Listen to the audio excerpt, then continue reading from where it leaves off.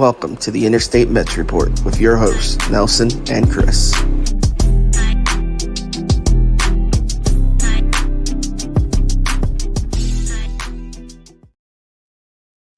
What is up, everyone? It's another episode, another edition of the Interstate Mets Report. This is episode 34.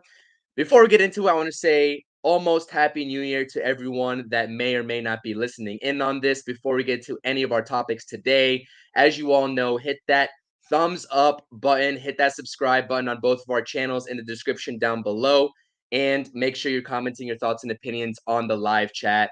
Follow us on X as well. You know where to rock with us. All of your latest podcast updates and more Mets talk. Nelson, what is up, man? I haven't talked to you in forever. I know you've been busy. The season, the off season, you see it on here. It's Mets cold stove season. We've had a little bit of rumors sprinkled here and there with these reports, but nothing concrete as of yet. We'll try to do our best to make a great show out of these reports and give you sort of what if scenarios about the potential targets the Mets are going after. But Nelson, I got to ask you, how are you doing first and foremost? It's nice to see you up here. Yeah, I'm good. Just been crazy busy with the holidays and the kiddo and being off school and everything. So I haven't barely had time to pay attention to anything going on. I've made a couple of videos here and there, but I haven't even been able to do one every day like I wanted to. But starting next week, I should be able to get back to normal. But I'm excited to talk about whatever it is we have to talk about. Absolutely. Like I said, it's Mets cold stove season. We'll give you all the updates. We have some great topics today. We'll be talking JD Martinez versus Justin Turner. We'll be talking Gio Urshela in the third base position. All that fun stuff. Everyone in the comments, make sure you're dropping the comments in the live chat. What up to the That's My Sports podcast? Make sure you're subscribing to them as well. Yuki's in the house saying, hey, Nelson and Chris. And we got John in the chat as well. What up, John? Shout out you. Thank you for rocking with us. And like I said, I'm not in my usual setup today. So if there's any technical difficulties, Nelson, just take it away. And I'll try to get back online as much as I can. So without further ado, let's get into it. Like I said, subscribe to all our channels, all that good stuff. But let's talk about JD Martinez and this DH position that needs to be addressed first and foremost, right? We saw how bad the Mets' 2023 DH production was. We saw the Mets were in talks with Justin Turner a couple weeks ago, and now we get the most recent report that the Mets are interested and have been at least, I'm not sure if they've directly reached out to JD Martinez in his camp, but they're definitely somewhat interested and eyeing that market. So I put up a little prop here in terms of the 2023 numbers between JD Martinez and Justin Turner, because this has been a battle situation here, whether we're going to either go get Justin Turner or either go get JD Martinez, or the Mets can just forego everybody and I guess leave Mark Vientos out there to be the DH, which at that point would signify that the Mets 2024 plans are what they are. But let's talk about JD Martinez versus Justin Turner here for a little bit. And give me your initial thoughts, because when I first saw this about JD Martinez and the Mets being directly linked to JD Martinez, I was like, well, what happened with the Justin Turner talks? Did something fall through? Did Justin Turner, a 39-year-old that had a great season in 2023, want more years than the Mets were comfortable giving up, or more AAV than they were comfortable giving up? Like, what is going on here? Because that's a very interesting pivot point, right? And a lot of people, when they talk about the DH, these two names go hand in hand. So, Nelson, give me your initial thoughts about these two guys, especially how you view the most recent talks with JD Martinez. Yeah, I mean, I've said it since before the offseason started. Like, one of the biggest targets for the Mets was starting pitching, which I guess we're going with plan B, plan C, whatever the hell it is we're doing. And my second thing that I've tried to hammer home, I wanted a DH. I'm tired of, the Daniel Vogelback experiment was horrible. We've gotten really no production since the DH became a thing for us. And we need someone in there that can take the job and roll with it. I have no issue with either of these guys. I feel like JD Martinez in particular, we've been attached to for rumors for years. Like, it seems like every year that he's available, JD Martinez to the Mets is a thing. It hasn't happened yet. will it happen this offseason? Who knows? As far as why the Justin Turner thing fell off, and I just think it's all negotiation. A lot of times, people or agents and even GMs, presidents, what have you, they negotiate in the press. So it could be a ploy where they want Turner, but they're like, you know what? Let's put it out there that we're interested in JD too. Maybe put a little pressure on him. Hopefully we end up with one of these guys. I honestly wouldn't be upset at either one. Um, Turner, I think, gives us a little more flexibility, which I prefer. Because not that he's a good third baseman, but in a pinch, he could play third base. I don't want him to be our third baseman. I'm not saying that, but a DH that could fill in at third, I think it wouldn't be a bad thing. Martinez is a lot more limited. He's pretty much is just the DH. I mean, I don't even know. Is his natural position the outfield? I don't even.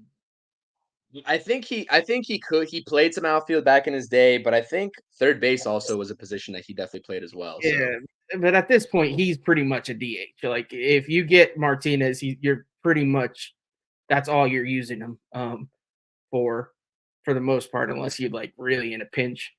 But so I think I like the flexibility that Turner would provide as far as not having a guy a la Vogelback that you can literally only use to hit and nothing else. Turner, I feel, could not that he's like I said, not that he's a great fielder, but he could at least fill in here and there. Maybe show Beatty a few things that he knows. I mean, he wasn't a horrible defender in his day when he was a little better. So, yeah, that's where I'm at with it. Like, either guy is light years. I said this in a video, I think yesterday. Either guy is light years over Vogelback. Like, honestly, if we sign just about any of these guys that we've been kind of linked to, Martinez, Turner, Soler, as long as they have somewhat of a decent year to their career norms, it's going to be light years above what we got out of DH. So that's the way I look at it. You're just looking for improvements anywhere you can. And at this point, we can't be picky. It seems that we're looking for short-term deals. Both of these guys would fit that mold. So yeah, that's where I'm at with it. yeah, and before I get into that, I just want to shout out some more comments here. We got Josh checking in here. What up, Josh? Appreciate you tuning in. We got Stony in the chat saying Happy New Year coming soon. Shout out Stony. Thank you so much. Sanders is saying Mets should sign JD Martinez for DH, Gio for third base, Eddie. I mean, we can go get all these guys. I just don't think that's feasible. The list goes on and on and on. But Sanders in a It's real life actually not scenario, that crazy, to be honest. Like, if all of these guys are willing to take short-term deals, that is a viable plan. I don't know that we're going to sign every single one of them, but I wouldn't complain at that necessarily. yeah, and well, I would complain about Gio Urshela, and I'm not sure if you saw my tweets surrounding Gio Urshela yesterday, but I will give my 2 cents on him. But these guys, like I said, Eddie Rosario definitely plays in left field, right? You can go and stick him out there for a short-term deal. JD Martinez, same thing. We'll talk about all of that here in a second. And Rick's checking in with us as well. For me, I'd lean towards the guy that's willing to take a 1-year deal. Absolutely. And it's not even a guarantee that either of these guys will take a 1-year deal. I think, to be honest with you, Justin Turner probably fits the mold a little bit more of a 1-year deal rather than JD Martinez, because JD Martinez is still around 35, 36, not quite 39 like Justin Turner. And the guy has been an all-star for the last 3 seasons, right? So that's where I think that JD Martinez has a right to push maybe a 3-year deal with an opt-out after the second, maybe a club opt-out, or just a straight-up 2-year deal. Like I said, not going to complain at either one of these guys. If I had to choose with that flexibility, like Rick was just saying, Turner would be my guy. But like I said, you can make the argument for both guys. Justin Turner, what attracts me to Justin Turner as a hitter for the Mets is you hit the ball the opposite way with authority. And I'm not saying JD Martinez is incapable of doing that, but that's something in my time watching Justin Turner, I've really come to like about his hitting approach. And he gives you that defensive flexibility. Like you said, none of these guys Turner nor JD Martinez are going to be sniffing the field for the most part for the New York Mets in 2024 if they're brought on. Not either of these guys. So even when it comes to third base, and we'll talk about the third base outlook here in just a second, I don't expect Justin Turner to sort of be that hero as a backup for Brett Beatty. Like, we can figure that out elsewhere. But you look at the numbers here. I mean, listen, JD Martinez is a guy that this Mets fan base wanted last offseason. Ended up signing with the Dodgers. The Mets didn't take a flyer on him. And you saw the production that he was able to get in LA in that 113 games, 33 home runs, hit 271, OPS just shy of 900, which is phenomenal, and 100 plus RBI season. That is phenomenal production. Now, do I think JD Martinez, if the Mets sign him, is going to replicate anything close to those numbers if he's a Met? I don't think so, but we don't need him to. Either of these guys on your screen, all they need to do is hit 20 plus home runs and be a serviceable power bat right behind Pete Alonso, which is what we've been clamoring for this whole entire time. And Matt, yes, you're absolutely right. Everyone in the chat, send me a Gio Urshela jersey. I'm going to send that right back. I promise you. Shout out Matto checking in with us. Absolutely. But yeah, like I said, these guys, like, dude, like, I would be, when you look at what Vogelback was able to produce as a DH, which is nothing. When you look at Vientos, right, struggling with the at-bats this past season, not really producing much, although he did decent at the tail end. Like, these two guys fit. Not only are they great veterans to plug in, within this 2024 Mets lineup and beyond, right? If they sign a 2-year deal, they can immediately be a bench bat if necessary in 2025, right? Like, they're not strongholded to these guys being everyday starters in 2025. 2024, maybe they might be, right? With the way this roster is shaking out. But 2025, that's definitely not the case. So like I said, serviceable guys, veteran guys, would love to have either of these guys really bat behind Pete Alonso in this lineup and get that true production from Pete Alonso. Now that I'm saying that we haven't seen Pete Alonso's true production so far in the major leagues, but I think it definitely would help him out just a little bit. And, it's a no-brainer for me. I mean, I know we talked about Soler here multiple times. Honestly, at this point, any way you shake it up, I will accept. And honestly, I have to hold true to my word. If Vientos is the opening day DH for the New York Mets, I can't fault the New York Mets for sticking with Vientos and getting him those at-bats and actually committing to him. I know that would be I've seen actually some people who want Vientos as a DH. Is that what I'm saying my priority is and my first choice is? Absolutely not. But when we've seen this offseason how it's played out, Nelson, I want to get your take on this too. Naturally, our expectations have lowered for the 2024 season, right? Just naturally. And I'm not saying the Mets are not going to go out there and compete for a playoff spot, and that's not what they want. But naturally, with the way this roster is shaking out and David Stearns holding true to what was said at this past trade deadline and tail end of this 2023 season with what was said to the Mets fan base, the goal was for 2024. Would you really be angry if Mark Vientos was prioritized as the everyday DH? I'm not sure if. Yeah, I mean, I wouldn't be angry. I feel like we need a bat somewhere. If it's not going to be DH, then I guess it has to be left field because those are pretty much the two open spots right now. So if you want to roll with Vientos and sign an outfielder, I guess that's fine. I personally have trouble. I mean, I know Vientos had that hot end to the season. I don't know. I see a lot of flaws in his game. But I mean, he's been working hard this offseason. He's working on his fielding with Lindor. I don't know if he's actually going to get an opportunity to see the field. Obviously, the Mets didn't really believe in his glove, and he looked horrible there. If we're being real, but I mean, if they give him a shot, then they give him a shot.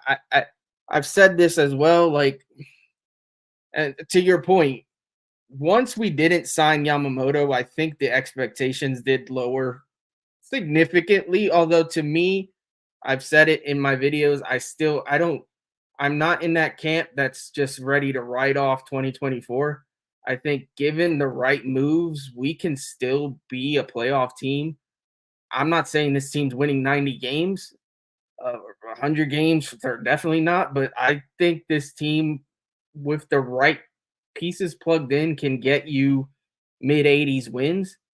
It could also go horribly, and we could end up in a 70 win again. Like it's that's possible, but I do think that with the right moves, we can be a playoff team. So whether it's interesting because it depends on.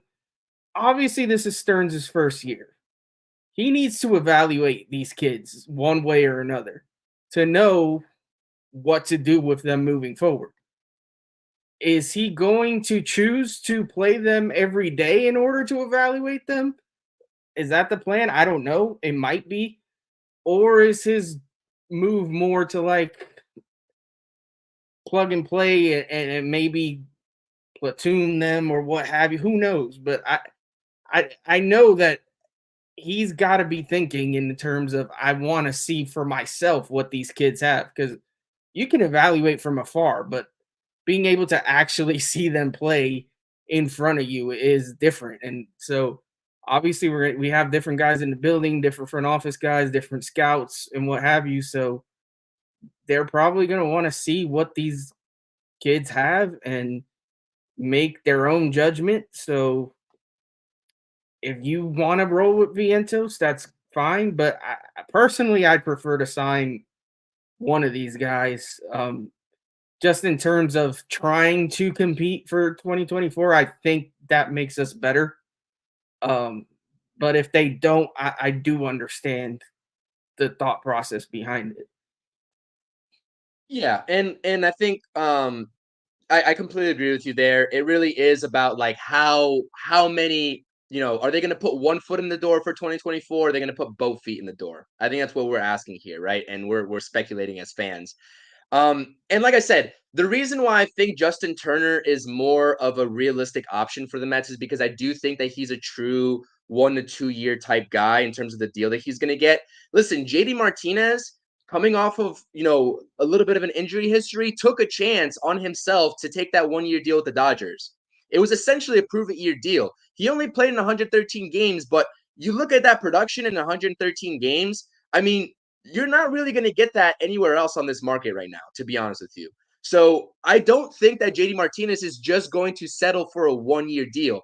Hell, he might not even settle for a 2 year deal. Like I said, an option there, a 3 year deal with an option somewhere in between might make more sense. And if it takes a 2 year deal to get Justin Turner in the door, he still plays well for this Mets bench in 2025 when the Mets have more flexibility to do more in the offseason. And like I said, before we keep talking, around 36 people in the chat right now. Make sure you're subscribing to both those channels, hitting that thumbs up on both channels, and dropping those comments in the live section. Definitely appreciate the support on the podcast. It does mean a lot to us. Let's get to some comments here before we truck on. Yeah, what's up, Nelson? Just on 1 to 2 year deals, I'm okay with both of these guys. If it takes any more than that, I'm out. I don't want to give either of these guys a 3 year deal. I'm not in the game of giving 30-something-year-old guys 3 years. I personally am out on that. So hopefully, it seems like from all the if you read the tea leaves, the Mets do want to stick to 1 to 2 year deals. I'm perfectly fine with that plan. But yeah, if it takes 3 to get either of these guys, then let's just roll with Vientos. That I completely agree with you. I couldn't have said it better myself. That's exactly the sort of boat that I'm in. I think that's what the Mets front office has been showing us. Let's see here. Stoney's asking whether we'd prefer Jorge Soler, JD Martinez. If I had to pick one, I think I'm going to go with JD Martinez on this one, to be honest with you. That would be my choice. What about you, Nelson? Yeah, I think even though he's older, I like JD's game a little better. Jorge strikes out a ton. I think I don't know. I'm confusing guy. At this point in the game, everybody strikes out a ton, but I don't know. I like JD's game a little better than Soler's. He hits for more average. I don't know. I would, like I said, I wouldn't be mad at any of these guys. Soler as well, but I feel like you're gonna have to pay Soler more for some. I think. Yeah, I think I'd go with JD. It's tough because JD's coming off of an all-star season. Solaire's coming off of an all-star season. Justin Turner's not, but he had a great season and he played 146 games at the age of 38 for the Boston Red Sox this past season. So like the market is really tough to sort of gauge here with these guys, given those respective accolades and the age factor. We got Frank checking in saying, "Let's go Mets." I definitely appreciate you. Richard saying he's got you, CP. Got me, CP. I appreciate it. Thank you for hitting that thumbs up and subscribing to all the channels. Appreciate it. We got Ant from the Subway to Shea podcast. Make sure you're checking him out and subscribing to his channel. Either one of these guys are good, and I don't think it will stunt the growth of the kids. Remember JD and Turner's age. Those guys will need adequate rest to stay healthy. Absolutely. You could see a little bit of a load management type situation with these guys as well. And those guys, I would not be mad about platooning, right? Like you platoon those guys, that's fine. Who cares? And I think someone else made a good point in here, and it was, and again, following up, saying these guys might want one more chance, one last chance in their careers to win a World Series. I agree with that as well, especially for Justin Turner's sake. I do agree with that, Ant. That's a great point. I think a lot of people, I don't think it's as big of an issue or big of a factor as it is in, let's say, maybe a sport like, I don't know, basketball or something like that. But I absolutely agree with you. That is absolutely a factor. Although I mean, they both have rings, don't they? Pretty sure. I believe so. Yeah. I mean, Justin Turner with the Dodgers, right? And then JD with the Red Sox. Red Sox, So yeah. So I mean, yeah, you could. I mean, one more ring would never hurt, but it's a little different when you've already got one than when if you're still like hunting for one. Or you can make the counter argument and saying that Justin Turner, this is his last opportunity to get a bag in this league, right? And he's going to take the offer that gives him that extra year of security to pay him one extra year. Like that's also a factor too that you can point out, especially in terms of Justin Turner. So, like I said, the chat's awesome. Keep dropping those comments. We got about 40 people in the chat right now watching this video. Tell your friends, tell your family, all that good stuff. And what was that? I want to highlight one comment here. Sure. Yeah, let's get. I've seen this said a lot. It's yes, we were willing to sign Yamamoto for $325 million, but that was a special case. That's a guy that's what 24, 25 years old. He's an ace, potential ace pitcher. Like the Mets made it pretty clear that he was like the unicorn that they were going to throw the bag at. And if they got him, great. And if they didn't, well, that doesn't mean we're going to go and spend all that money on whoever just for the sake of spending it. Like to me, Blake Snell and JD Montgomery aren't worth Jordan Montgomery. I'm sorry. We're talking about JD Martinez too much. Jordan Montgomery just aren't worth throwing half of that money, even maybe more to make up for not getting Yamamoto. To me, it's not smart. I really think the goal is to not spend $300 to $400 million on payroll every year. Yes, Cohen has a ton of money, but it's just not smart to just throw that crazy money out on payroll every single year. You have to balance it with your prospects and just making smart moves that aren't going to break the bank. I just don't think it's realistic to expect these guys to take that Yamamoto money and just throw it at anybody. Like, it's just not smart. Yeah, the point that I've been preaching, whether it's on here or talking Mets with Rob's channel when we do our Mets Roundtable podcast, like the Mets are prioritizing strategy here and they're prioritizing a plan moving forward. And they're sticking to it. To their credit, the fans are not happy. This is New York market and the fans are not happy. And I understand that, but they're sticking to it. And this comment directly feeds into that. Mets should just tell the truth that they are rebuilding or playing for a playoff spot in 2024. They have been telling you the truth. They haven't said it directly, but everything that David Stearns has said since he's taken over and accepted the job as the Mets Pobo, he's told you the truth, and he has not lied to a single one of us in this fan base. I think a lot of people do have to realize that.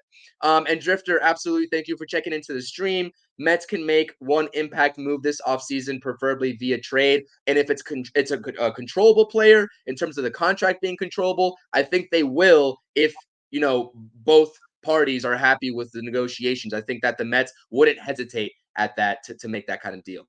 Richard is right here. I was confusing Soler and Teoscar Hernandez. Sorry, like I said, my brain's in a fog, but he's right. It's Hernandez that whiffs a whole lot more. Soler's actually not that bad. Soler, It's 25. It's a 25% K rate for Soler around roughly, and a 31% K rate for Teoscar. So yeah, Teoscar is definitely a lot higher. But yeah, I mean, I wouldn't mind signing either of those guys. So that's just where I'm at. this is such a throwback. When I used to play MLB 2K6, Xavier Nady is a guy that I always used to put, and I was like, dude, this is so like I can always rely on these guys to throw some random name out there. Shout out Xavier Nady and shout out to the That's My Sports podcast. I definitely appreciate it. Okay, are you good on the DH so far? Like we both, I think, are agreeing that either of these guys, if they got brought in, probably are not going to replicate like in terms of the actual overall statistics, like probably what they replicated last season, especially JD Martinez, but we'd be happy with either one, right? Yeah, I'm good with listen, I've said this, shout out Keith from Shanson's because he says it in the starting pitching market. His barometer for can you sign with the Mets is are you better than Tyler McGill? My barometer is are you better than Daniel Vogelback when it comes to DH? Either of these guys are better than Daniel Vogelback. So yes, I'm perfectly fine with going this route. Absolutely. Absolutely. Okay, so we're moving on. DH has been taken care of. Like I said, this is all speculation. We're just going off of what we've been hearing on the initial reports. There's nothing concrete and nothing serious. And Keith, speak of the devil, is checking in here with some Amish heart emojis as well. So let's talk about third base. Whew. Let's talk about third base because people were not liking my I gotta, answer on Gio Urshela and why I don't want him on this team. what is your Gio Urshela issue? I get what you're saying in the sense of if you're trying to evaluate Beatty, you want to give him the majority of the reps, but I don't think that signing Urshela necessarily means you're not giving Beatty a shot. I think he's a capable guy to if things don't work out with Beatty, if you put him out there and he's absolutely continues to stink, he's a guy that then you can pivot to and be like, all right, let's just let Gio cook at third. Or I mean, I think he's capable of playing a couple other positions as well if you need him, but I don't know. I like his glove for sure. His bat is all right. I mean, obviously anything's better than what Beatty did last year. Beatty was horrible. But I don't know. I just don't hate it at the right years and money. But yeah, I see a comment if Beatty can't beat Urshela, the Mets have deeper issues. I kind of agree with that. Like you can sign Urshela and then listen, Beatty's just got to go win the job. Like you were a top prospect for this team. Like step up, bro. And if you can't, then you have Gio to step in for you.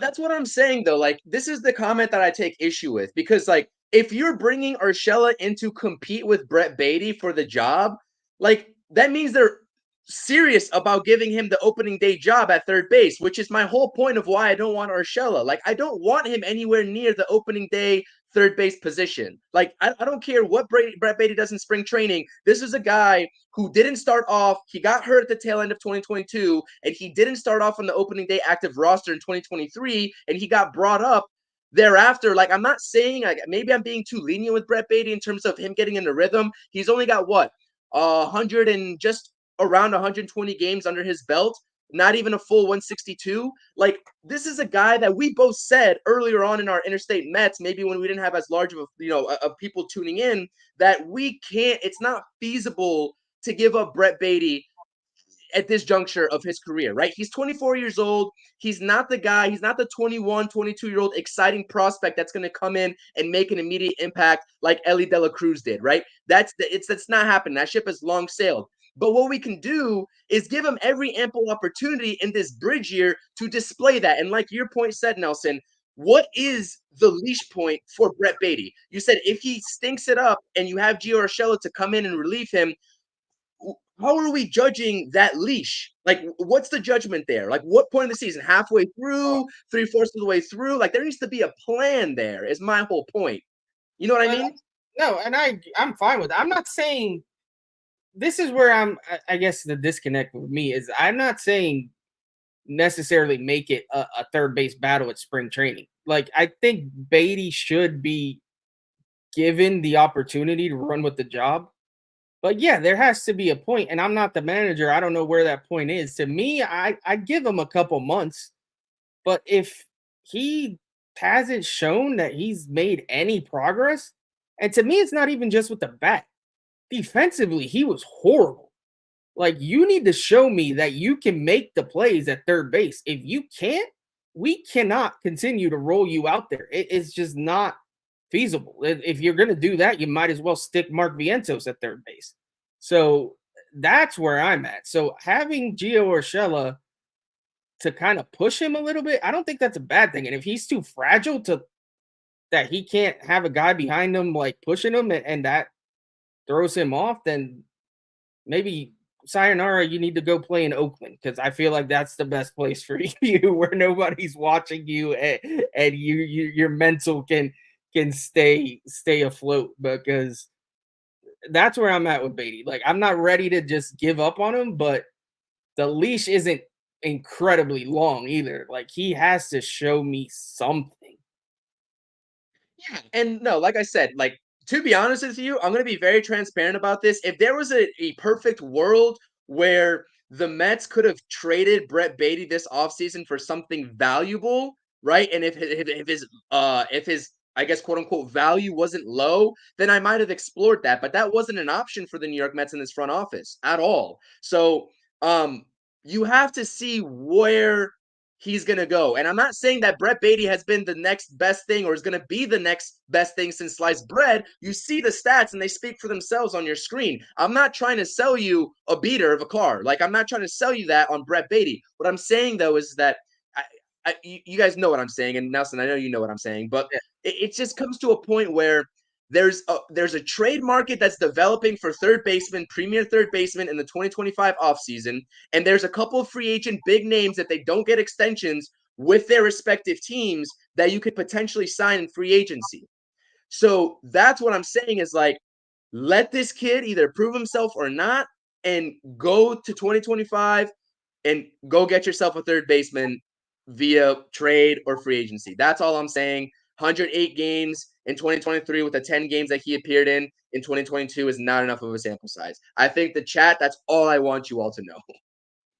Yeah, no, I'm with you. I don't know if the chat is. I do want to address this comment. Personally, no, I did not want Mauricio at third base. I felt Mauricio looked better at second base. I felt he had some chemistry with Lindor up the middle. I personally, if Mauricio didn't get hurt, I was saying it time and time again. I thought it was a good idea to play Mauricio at second, trade Jeff McNeil, and roll with Beatty at third base or Beatty and have sign a guy like Urshela or what have you to kind of be that backup just in case. That's where I felt I wanted to go with it. Obviously, once Mauricio got hurt, that changed. I don't think McNeil is expendable at this point. I think now we need him for second base. So it's not, and we'll get to that. I think that's one of the things we're going to talk about real quick shortly. But yeah, I don't think that is feasible now. But yeah, I was actually very much against playing Mauricio never looked good to me at third. With the brief time he was in winter ball this offseason that he played there, he made tons of errors. I didn't like what I saw there. I thought second base was gonna be his home. That's what I thought too. I'm right there with you. I would have rather seen if Ronnie Mauricio is still in the picture for 2024. I would have rather seen him play second base. And if Gio Urshela could play second base, I'd have no problem bringing him in to play second base while McNeil roams left field if he's still going to be around. Like I would have no problem with that. And we'll talk about it here, the second base market in a second. But this right here is not true, Richard. You cannot send a 24-year-old down to the minor leagues anymore already than they already have to in hopes that he figures it out. Like it's just not happening. It's not happening in New York at least. So I would not count on that. Brett Baty is going to be on the opening day roster. He's going to start at third base, presumably. I would hope, because it would be very counterproductive if he doesn't. And that's going to be it. He either proves himself and he sticks around, or he doesn't and he's going to be out of here come 2025. That's as simple as it gets. Like that is plain terms what was happening. And yeah, like I said, there's a lot of factors here at play. Yeah. To that point, Gio, he hasn't played a lot of middle infield, but he has played some shortstop in a few games at second. So it's not out of the realm of possibility that he could play elsewhere, not just at third base. I did see that. It was a very limited sample size. I didn't really look too much into it, but I did see that he has at least an inkling of experience over there up the middle too. So I do understand that as well. Let's see here. Trying to see if there's any comments. There's a lot of comments here, which we'll get to toward the end. Shout out Yamid here. I saw enough of Beatty at third. Move Beatty left, and Mauricio looked better than Beatty at third. I mean, if you guys don't want to win ball games and you want to stick Brett Beatty at left field, presumably where he's worse and defensively, then by all means, like, let's do it. I just don't think that's going to happen, to be honest with you. Like, there's only so much maneuvering you can do with these guys that are struggling defensively. And that's the same reason why I don't think Vientos is touching the field at all. Whether the only time Vientos will touch the field in 2024, in my humble opinion, and you guys can come back to this if I'm wrong, I'll openly say that I'm wrong and I was wrong, but we're not going to see Vientos at third base at all. We'd see him behind Pete Alonso at first base, maybe. If Pete Alonso needed a day rest and Justin Turner signed somewhere else, we would see Vientos backing up at third base or at first base, but it's not going to happen at third base. Let's just give that up. But yeah, like I said, that's my third base outlook for the New York Mets. It's Brett Baty's job to lose. If you want to bring Gio Urshela in here to back up Brett Baty, by all means, go and do so. I just have a lot of reservations about Gio Urshela signing up for that type of gig with the New York Mets.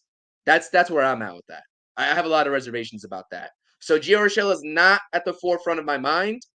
Those DH options, if the Mets are going to upgrade offensively, and I understand this is an upgrade defensively at third base, but I just can't reason that being the case where he takes over Brett Baty's job at any point of the 2023 season. Unless Brett Baty gets to a point where he's absolutely horrible, like we're talking about Eduardo Escobar type horrible from the left side for that little stretch of period, when we saw him in 2023, then that's a different case, a different story. But I just cannot. And yeah, we have forgot about Joey Wendell here. Joey Wendell also is in play. Like, I think of Joey Wendell maybe more as a second baseman option for the New York Mets in 2024. But Joey Wendell also, like, he can be that backup that Gio Urshela, everyone wants to sign Gio Urshela to be. Like, he is that guy, really, right? To Keith's point. Yeah, Gio's got a better bat. Of course. I mean, he's coming off 299. He's usually floating around 250, 260 when he plays a decent amount of games in a season. He only played 62. But what else minus this average and maybe a little bit of a better defensive sort of option at third base are we really clamoring for here? What are we doing? He's hit 2 home runs last season. He hit 299. Great. The OPS is horrible. He doesn't drive runs in. He doesn't hit for power. What do we want in Gio Urshela? That's all I'm saying. He only played, let's be fair, he only played 60 games last year. The year before, where he played 144, he hit 13 homers and had 64 RBI. His OPS was 767. That's not bad. I mean, I don't know that I'd want to give a guy like that a ton of money or anything like that, but that's not horrible. He hit 285. Like, he has had a couple serviceable seasons. I mean, going back to, it's been a while, 2019 with the Yankees, he hit 21 homers, 74 RBIs, he hit 314. So the bat, he's shown potential with his bat that in fairness, we haven't seen at all with Brett Beatty in the majors. We saw it in the minors. In the major leagues, Brett Beatty so far hasn't shown us anything. But to your point, Brett Beatty hasn't gotten a full season worth of games yet. So I just think we're selling Gio a little bit short, but I do understand your point. Yeah, I'm dying on that hill. I'm sorry. I've already made my decision. I get those points are definitely valid that you're making, the chat's making as well. But I like if you're listening to CP, if you're listening to CP, New York Sports, the True Mets Talk podcast, we are anti Gio Urshela to the Mets in 2024. I'm not saying he's a bad player though. I'll not say that because that would be ludicrous. He's serviceable. He's shown consistency somewhat in his career. I'm not saying he's a bad player. I just don't want him for the New York Mets in 2024. That's it. Respect Joey Wendell, please. Yeah, man, I don't know. Like I said, this is a whole merry-go-round situation here when we're talking about depth pieces, and I think we all know Brett Beatty's going to be the opening day starter, and I think that's just what it is at this point. So let's move onward. Let's talk about some pitching. I get sick of talking about pitching because that's all we've talked about, especially when Yamamoto was still on the table. We haven't talked about offense, which is refreshing to do in the first 40 minutes of this episode. But let's talk about Lucas Giolito, a guy that really intrigues me. He really does. He's been going on rants on his X account about Lucas Giolito. Whether it's a little bit of troll mixed in there or not, that's only Keith knows, right? But like I said, this is a guy. When you talk about this rotation and their unwillingness to give a Jordan Montgomery or Shota Imanaga maybe or Blake Snell those long-term deals, which I fully respect, I wouldn't do so either with the way this team is shaking out. You plug in Lucas Giolito, and if he wants a 2-year deal, you give him a 2-year deal. Because guess what? You have Quintana coming off the books. Severino, if he doesn't prove himself on the prove-it-year deals, coming off the books. Hauser is coming off the books. You got 3 spots right there immediately that you need to fill in 2025 at the worst case scenario. You see his stats right here. I call him an innings eater because regardless of how many innings he goes in a ball game, I saw someone combating me this on X, which is great. It was a healthy debate. I understand their point. Someone said that he's not a true innings eater because he only throws 5 1/3 innings on average in a ball game, and we're looking for starters to go 6. But my thing is that if you throw 184 innings in a season, you are automatically an innings eater at that point, no matter what, by default. By default. That is something where you do not find on this open market too frequently nowadays. Like nobody on the open market right now, and even that signed before Lucas Giolito, is replicating that type of workload. And he's done this for 3 seasons consistently as well. The long ball is an issue. The ERA sucked. The strikeouts and K per 9 is there, and the walks per 9 needs work. There's 2 sides to the argument with Lucas Giolito. Let me hear your take on Lucas Giolito. When we started this offseason, I said it. Heck, I said it before the offseason even started. I never really wanted this guy anywhere near the Mets. I've gotten to the point where I've talked myself into that it's okay if we get him.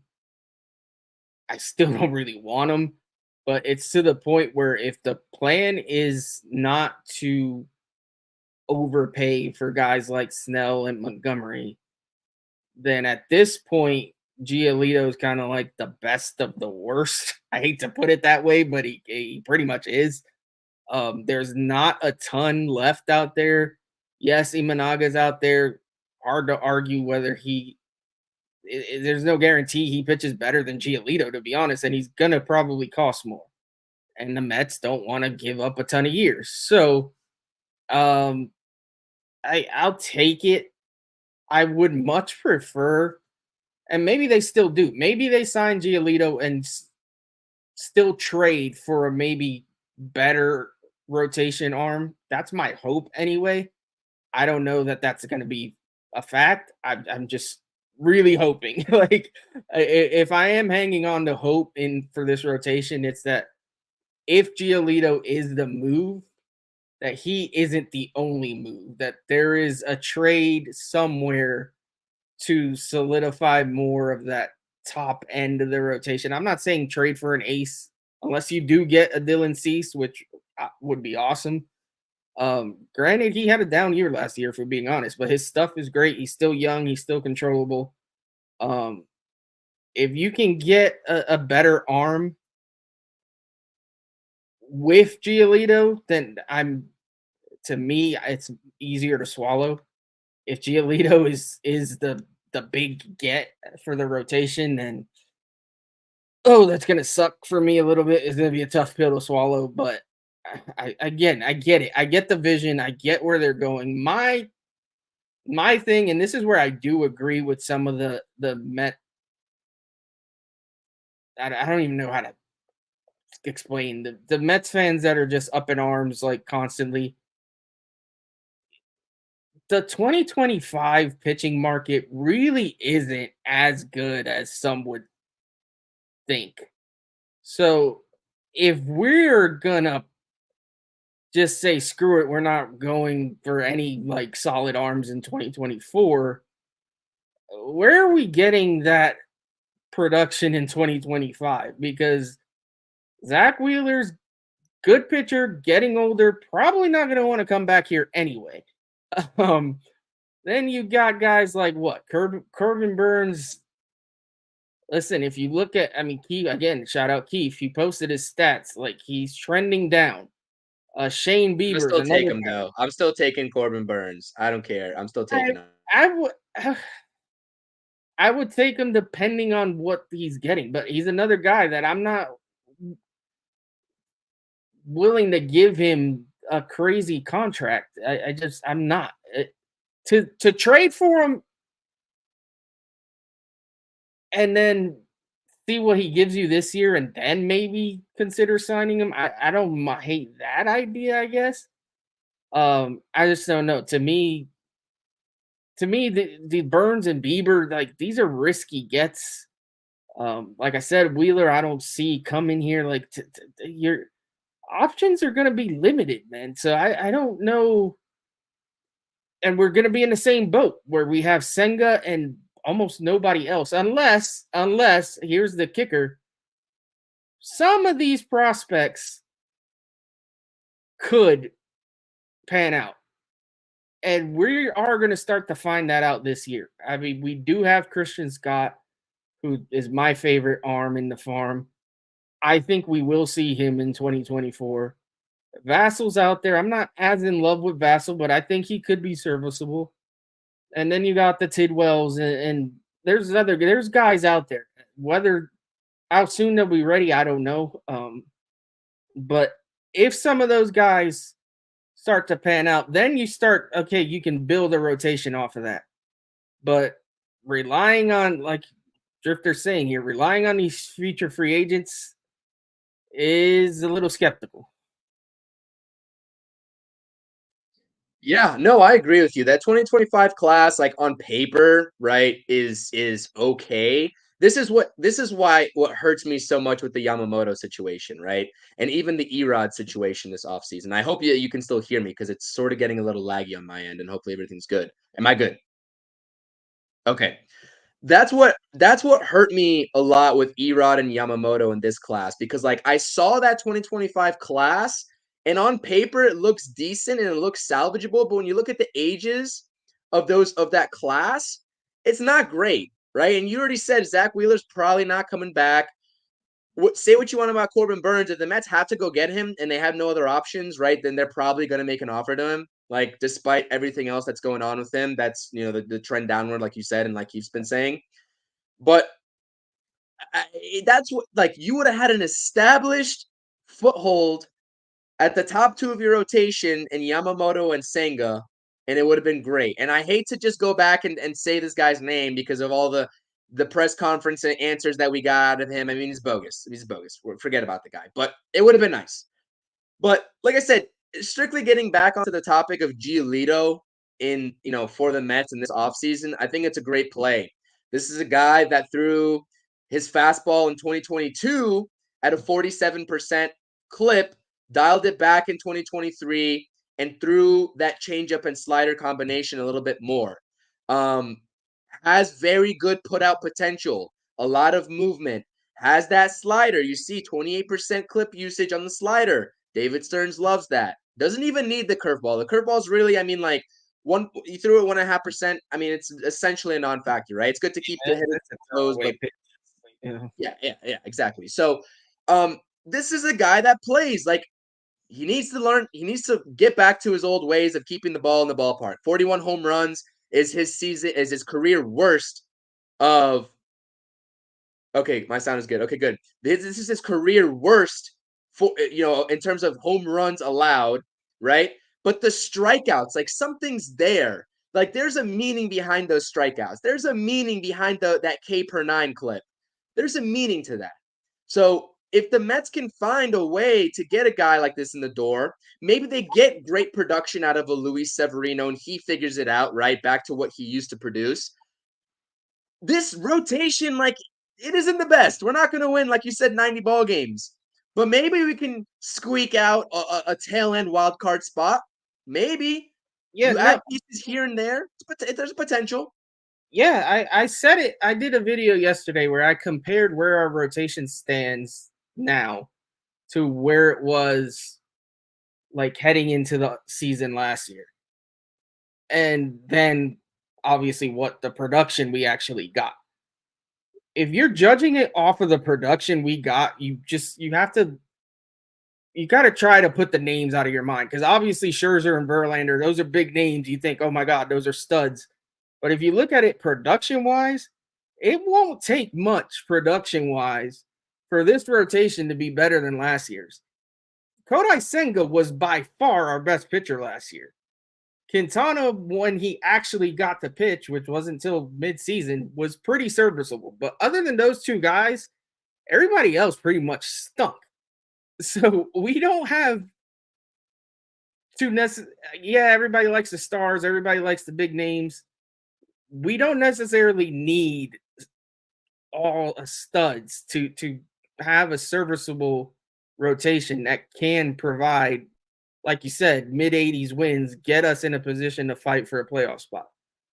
And to that point, Giolito does serve that purpose. And Citi Field is a little bit more of a pitcher's park. He'll be pitching in the National League, which he has been in the AL, which the AL seems to be a little bit of a more hitters league. Like, his numbers could play up a little bit just based on that. So to the point, Carrasco had a 6 ERA. Like, we had horrible pitchers. McGill was horrible. Peterson wasn't good. It was bad. The rotation was awful.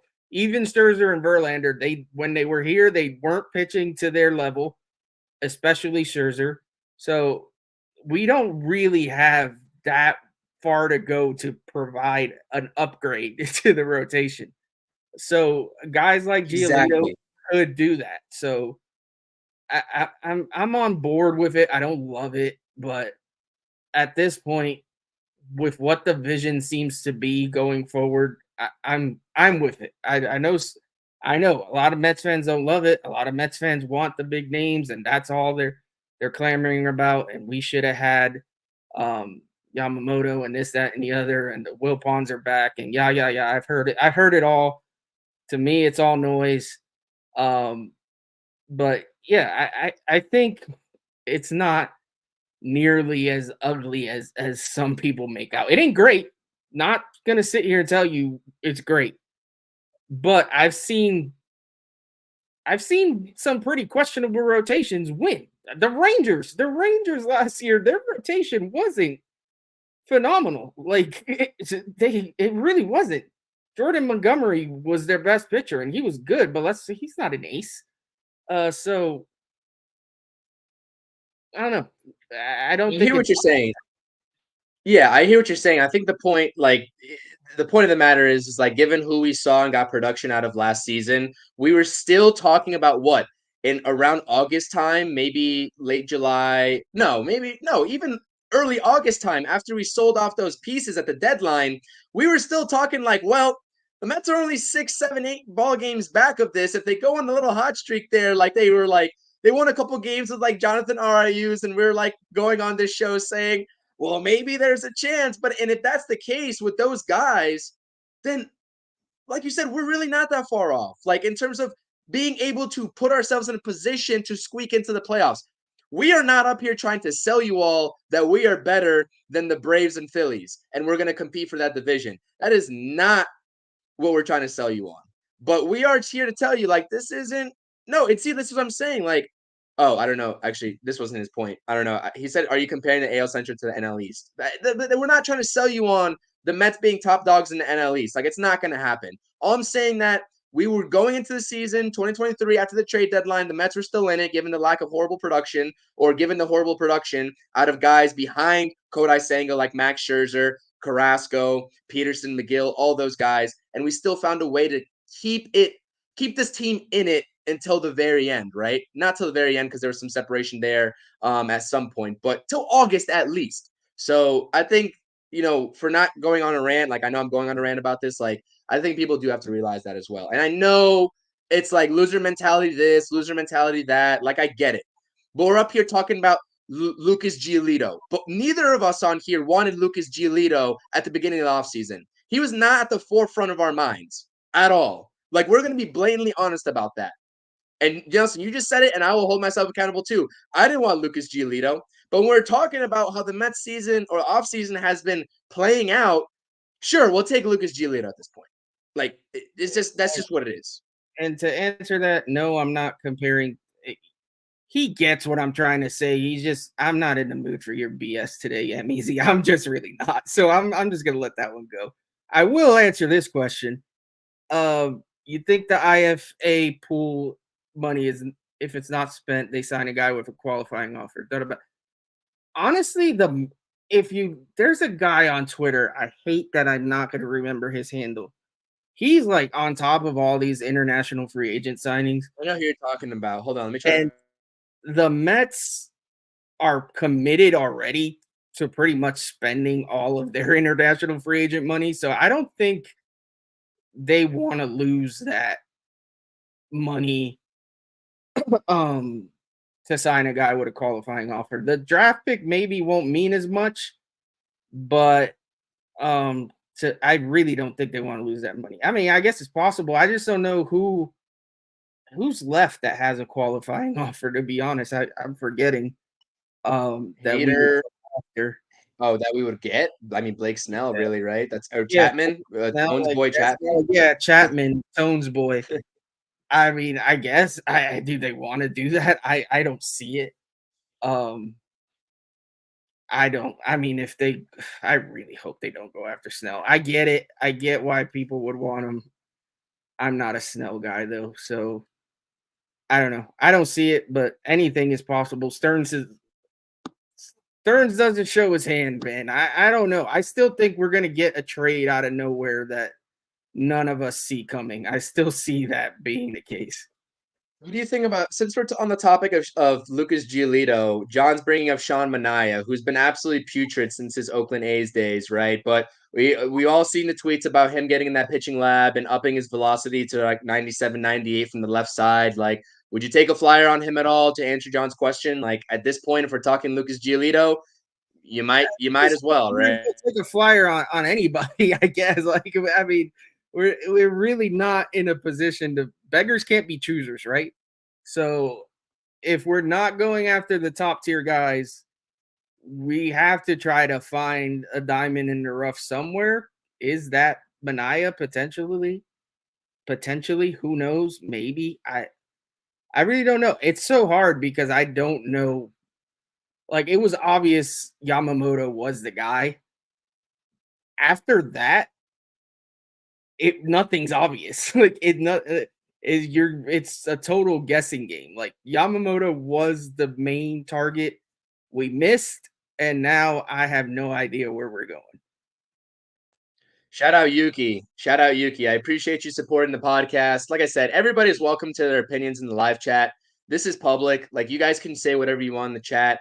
Be respectful about it. Like, we have our thoughts and opinions. You guys have yours. We can come to a common conclusion. We're Mets fans at the end of the day. We're all Mets fans. And I appreciate you guys are even here to begin with and taking time out of your day for us. But like I said,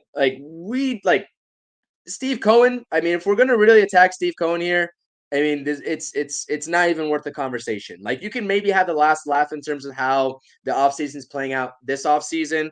But all I'm saying is that if you say something like this, and like you said, like I said, you're entitled to your own opinion. If 2025 offseason comes around and the Mets build a complete roster like we all think they might, and they might spend a lot more right, and get back to their old ways in spending, are you going to stick with this narrative? Is this just going to live on forever?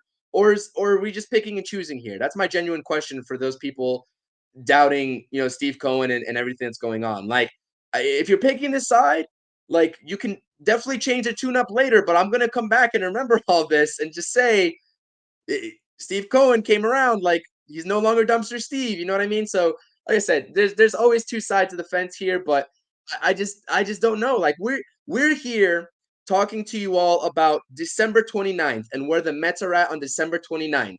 We could come up here and talk about how we all hate what the Mets are doing and how we hate what David Stearns is doing, but we're choosing to take a more objective route at this and play the game that the Mets are playing this offseason and look at these tier B type guys and analyze them. That's all we're doing. Let's see here. Stearns got Yelich in a second year, so Moneyball until 25. Yeah, okay, game 4. See, that's what I'm saying. Like, you understand the thing here. Like, the Mets might be playing Moneyball in 2024. I'm not going to put that stamp past them because really, like, can we say that it's anything else but Moneyball at this point? They're setting themselves up for future success, and we just have to have the patience. And if you don't, as a Mets fan, it's okay because a lot of people don't. But you got no choice. You got no choice. To be honest with you, none of us have a choice. You got a choice. That's my only point there. You got a choice. You can choose to be miserable, but I think you as well are choosing not to be. Is where we're at. We're trying to stay positive. Yeah, absolutely. Absolutely. Talking Mets with Rob's in the chat. He's going live with Talking Mets with Hayden or Mets Talk with Hayden later. I cannot. I'm going to be out tonight. So those guys are going to hold it down. I'm not sure if you're hopping on with them, but I'm busy. So go check that stream out later on today and subscribe to his channel. And New Year's resolution, try to not have the Mets annoy me. Yeah, man, absolutely. Absolutely. Like, let's try. Composure is key here. Composure is key. John agrees, and Yuki agrees as well. He's saying, yo, Rob, what's up? Patty's in the chat. What up, Patty? Saying good point to Game for War here. So I appreciate all the comments. Let's get into our last topic of the day before we get out of here. It's a lovely Friday. We got about 50 people in the chat. So like I said, make sure you're subscribing to both channels. Get us both to 350 subscribers. We're well on our way there. Make sure you drop those comments and hit that thumbs up on both channels. We definitely appreciate it and helps this channel, this show grow. So I appreciate that. I'm sure Nelson does as well. Let's take a look at second base. Jeff McNeil's numbers, because as of right now, if the season were to begin today, Jeff McNeil is the second baseman. I firmly believe that. So here are his numbers from 2022 versus 2023. Are we expecting a bounce back season? Nelson, I know your take on Jeff McNeil. I know you're not completely sold on him, but I do think that his sample size in his career does indicate, right, for me that I can expect better than what we saw in 2023. Maybe I'm being optimistic. Maybe I'm being hopelessly optimistic, but I want to see him get back, and I'm sure all Mets fans want to see him get back to those 2022 numbers. Obviously, a very, very sharp discrepancy between the two. And I put a couple little nuggets there at the bottom. One name, a familiar face that is also a free agent right now. If we're talking about second base options and putting McNeil left field potentially, if they're not planning to sign a left fielder, you got to find someone to put at second base, right? So, and it's not going to be Joey Wendell. I respect Joey Wendell, but he's not going to be starting on this team. So let me hear what you got about the second base outlook for the 2024 Mets season. Let's get out of here. Yeah, no, be real quick. I do want to shout out Rob. Haven't been able to be on the show lately, and I apologize for that, but can't wait to get back. Starting next week, I will be able to do the show, the Mets Roundtable with you guys more consistently. So looking forward to that. So check them out tonight if you can. I think 7 o'clock is when they're doing that. Yeah, me and McNeil are not best friends, but I do think I'm not saying I don't think he's gonna have a 2022 year. I do think it's definitely not out of the realm of possibility for him to, and actually maybe even likely that he has a much better 2024.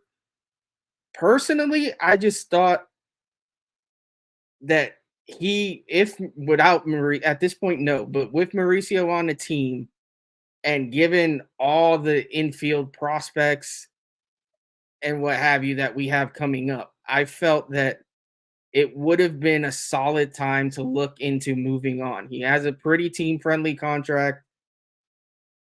He has a game that I think teams would value, and you could get some decent pieces for him. I thought that was a possibility before Mauricio got hurt. Now that Mauricio's hurt, I think he's your starting second baseman. There isn't really a second baseman out there that I would sign. I mean, I don't love any of the names out there. I see Ahmed Rosario. No, thank you. The guy's just not. He's not a good fielder, to be honest. I just don't. I'd rather see the question: can Luis Angel Acuna be ready in 2024? That seemed to be the thinking. I don't know that he definitely probably won't be ready at the start of 2024. I think we will see him at some point. If that's the case, and then if we don't have a left fielder at that point, do we shift McNeil over to left field? I could see that a possibility. If Luis Angel comes up around the deadline or before the deadline and he's hits the ground running, do the Mets then maybe trade McNeil? I don't know. It depends on a lot of things, obviously, like what the team's looking like record-wise and everything else. So anything is possible, but I think going into the season, McNeil's our second baseman, and it is what it is. Like I don't have an issue with it. I think he's going to be fine. But yeah, I just before Mauricio got hurt, I thought he definitely was. I truly believe he was going to get traded. I could be totally off base, but I think he was. Yeah, absolutely. First of all, can you still hear me? Because the internet's going out a little bit. Yeah, you're getting a little fuzzy, but I can still hear you. Let's try to wrap it up. All right. I will say before we get out of here that last year with the Dodgers, in 36 games at second base, Ahmed Rosario did not commit an error. That's all I was thinking about the Ahmed Rosario situation there. But yes, absolutely. The way this offseason has shook out, we're not going to get, it doesn't look like McNeil's on the table to be traded. That's what I'll say in terms of how this roster is shaking out. So I completely agree with you. I think the best bet is here to sort of plug him in at second base to start. Luis Angel Acuna comes up when he's ready. And then, if it's midway through the season or a little bit beyond that, you plug him in there and you move McNeil to left field. I think that's the play here, barring any sort of, I guess, unforeseen trades here, big name trades that we might see for, second base doesn't have a good trade market, but left field maybe, or signing something of that potential. So that's all I got on the second base market. I know my internet's kind of cutting out here. I apologize about that. But unless you have anything else, we can wrap things up and get out of here. No, I just want to say again, thank you everybody in the chat. If you haven't already subscribed to the channel and CPs as well, please do that. It helps us out immensely. And if you could like and comment on both, that would be awesome as well. Regardless of where you're currently watching, if you could hop over to the other, that'd be great. Other than that, I hope everyone had a great Christmas. Merry Christmas if you didn't get the message when we said it on our Christmas episode, which was awesome with Chris. That was with Keith. That was a fun episode. And then Happy New Year. Like I don't think we're gonna talk to you guys before New Year's. So Happy New Year. Hope everybody has a great New Year's. Be safe if you're out partying or doing whatever. Take it easy, be safe, and have a drink for me. Yeah, absolutely. And like I said, I'm just echoing all of your thoughts because, like I said, I don't know if I'm coming in fuzzy here or not. But until the next time on the Interstate Mets Report, Nelson, please do the honors by doing the outro, and we can get out of here. All righty. Thank you, everyone, for watching. We'll see you. Have a great weekend. Have a great Friday night. Let's go Mets. Thank you for watching the Interstate Mets Report. Streaming Tuesdays at 5 p.m. and Fridays at 4 p.m. Eastern Standard Time. Make sure to like, comment, and subscribe.